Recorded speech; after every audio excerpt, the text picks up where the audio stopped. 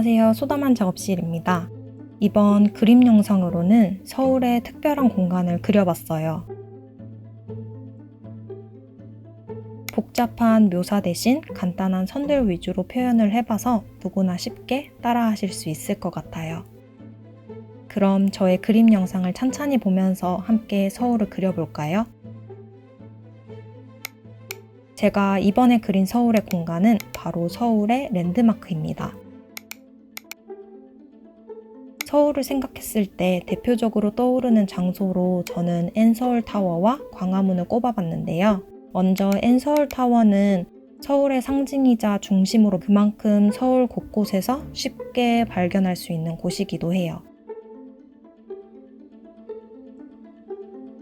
이렇게 서울의 아름다운 풍경을 장식하는 데 한몫을 하는 곳이기도 하고요.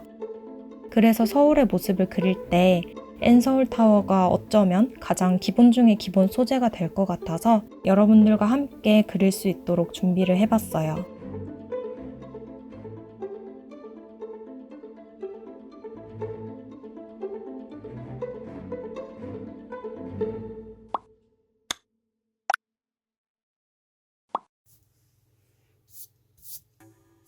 저는 오른쪽 그림의 비율을 참고해서 그려볼게요. 일단 비율을 잡기 쉽게 세로와 가로 기준선을 먼저 그었어요.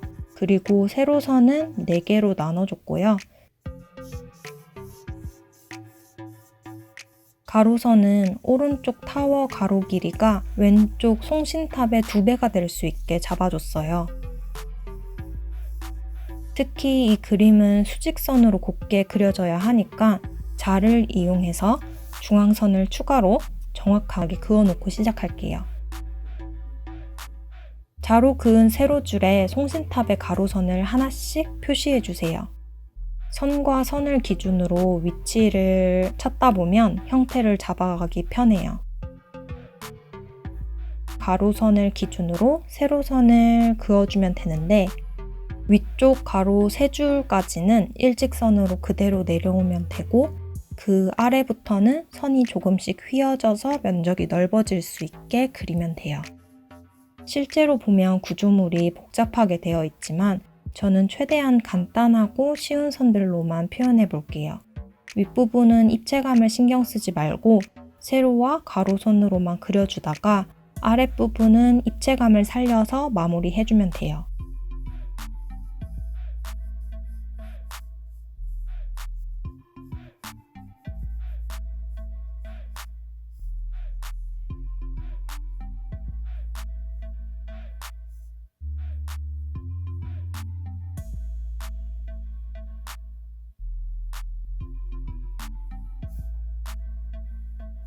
그 다음엔 그려놓은 왼쪽 구조물과 가이드선을 기준으로 N서울타워의 전망대 부분을 그려줬어요. 여기도 똑같이 중앙 세로선에 가로의 위치를 표시해 두었어요.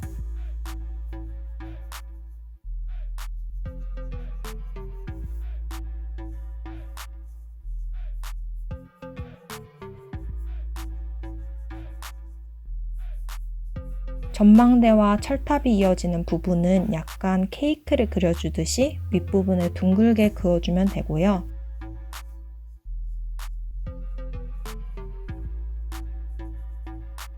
상단 철탑 부분은 보여지는 대로 세로선을 쭉쭉 그어주면 됩니다.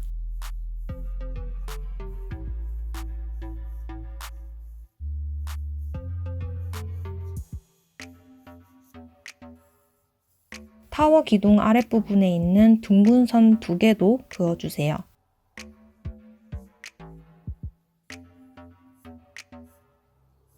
가로선의 디테일이 보여질 수 있도록 테두리를 한 번 더 그려주고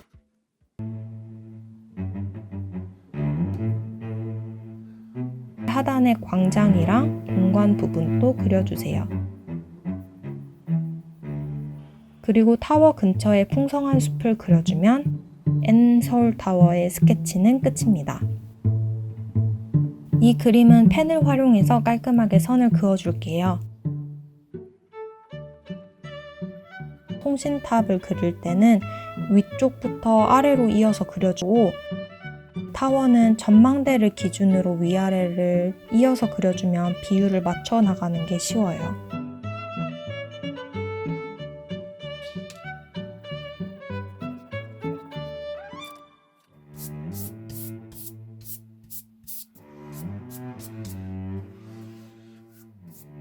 그 다음 컬러링을 하듯 칠해주면 됩니다.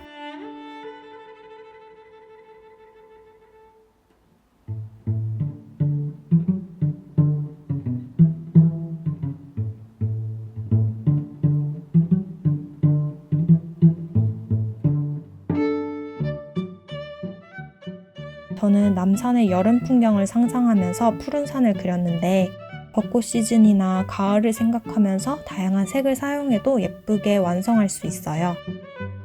여러분들만의 색을 활용해서 N서울타워를 그려보세요.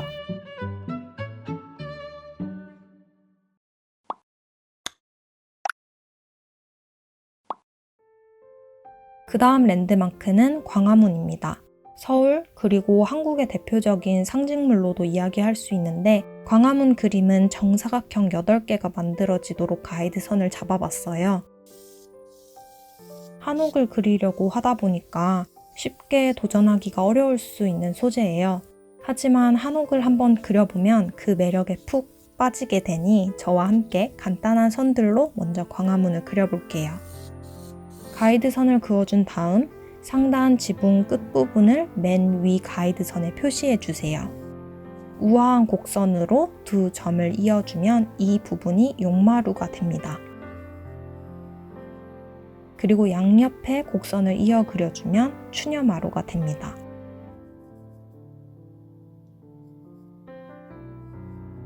그 다음 중앙선에 가로선을 표시해 줄게요. 광화문은 우징각 지붕이라고 하는데 개인적으로는 한옥 중에서는 그리기 쉬운 형태인 것 같아요. 한옥의 곡선미가 잘 표현될 수 있도록 처마를 그려줍니다.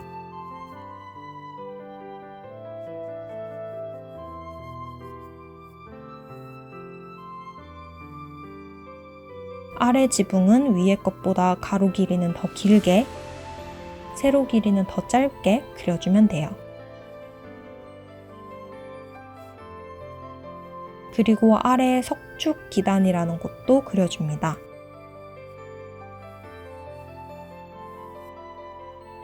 세 개의 문이 있는데 이걸 홍해문이라고 불린대요. 근데 홍의 뜻이 무지개라고 하는데 이름이랑 어울리게 윗부분을 둥글게 그려주면 되겠죠. 지붕과 건물 몸통 부분을 대충 구도만 잡아놓은 다음에 이제 세밀한 부분들을 표현해 볼게요. 지붕 상단의 용마루와 추녀마루 부분이 구분될 수 있게 선을 한번 그려주세요.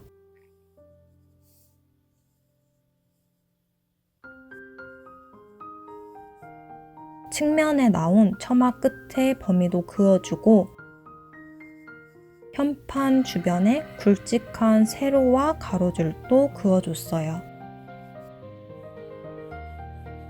그리고 처마 부분에 보이는 이 긴 목재를 석가래라고 하는데 저는 이 부분을 물결 모양으로만 간단하게 표현해봤어요.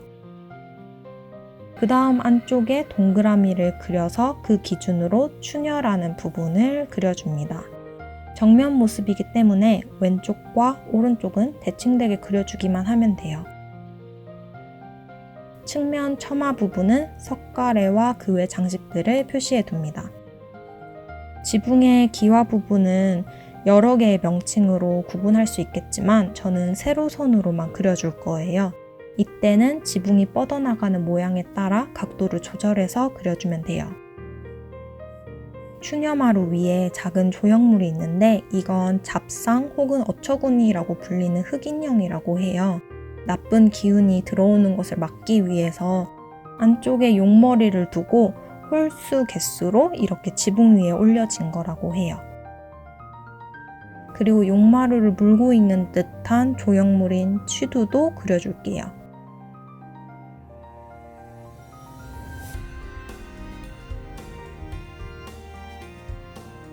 현판에 광화문을 써주고 그 양 옆으로 장식을 더해줬어요. 디테일한 표현은 안 하고 그냥 눈에 띄는 선들 위주로 그어줬어요. 2개의 긴 동그라미를 먼저 그리고 양옆으로 뻗은 장식을 심플하게 표현해봤답니다.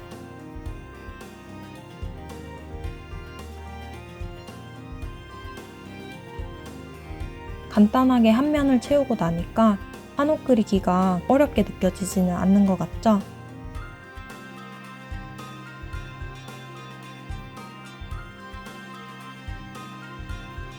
아랫부분은 위에서 했던 그대로 해주면 돼요.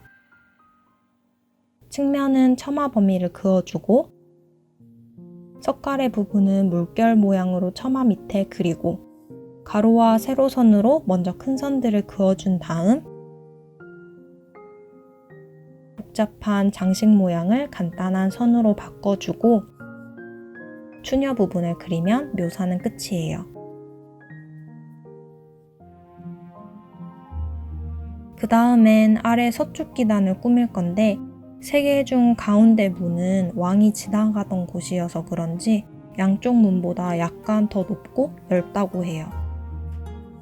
탄탄하게 돌로 차곡차곡 쌓은 느낌으로 하단 부분을 그어주고 광화문 양옆에 있는 부분들도 간단하게 그려주면 스케치는 끝이랍니다.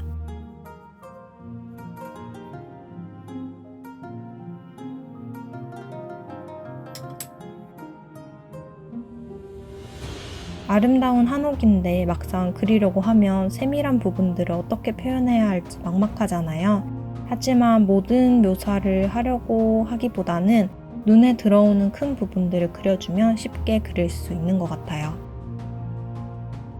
이번에 저도 광화문을 그리면서 한옥의 구조와 명칭에 대해 공부도 해보니까 꽤 재밌더라고요. 저는 이 영상을 시작으로 앞으로 서울과 한국의 아름답고 국제적으로 자랑하고 싶은 공간을 그림으로 담아보려고 해요.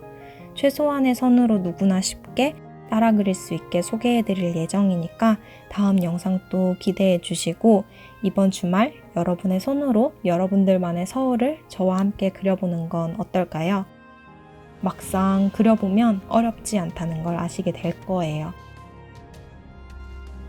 오늘 또 영상 끝까지 봐주셔서 감사하고 즐거운 그림 시간 보내세요.